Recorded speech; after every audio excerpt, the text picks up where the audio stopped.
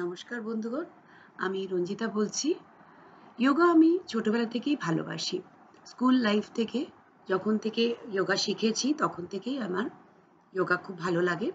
স্কুলে বিভিন্ন যোগা কম্পিটিশনে পার্টিসিপেট করেছি, কলেজে, তারপরে আস্তে আস্তে যোগা আমার প্রত্যেক দিনেই করতাম।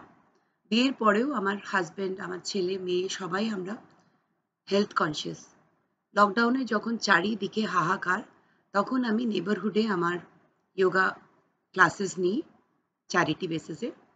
সেখান থেকেই আমার একজন স্টুডেন্ট প্রায় জোর করেই আমাকে পে করতে শুরু করেন। আর সেই থেকে আমার প্রফেশনালি আসা।